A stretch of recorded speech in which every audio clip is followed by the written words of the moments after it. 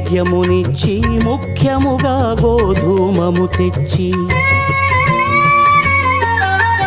పాలు పండ్లు నైవేద్యమునిచ్చి ముఖ్యముగా గోధూమము తెచ్చి పాలతో కలిపి నేతితో మెదిపి ప్రసాదముగా నైవేద్యమీయవలె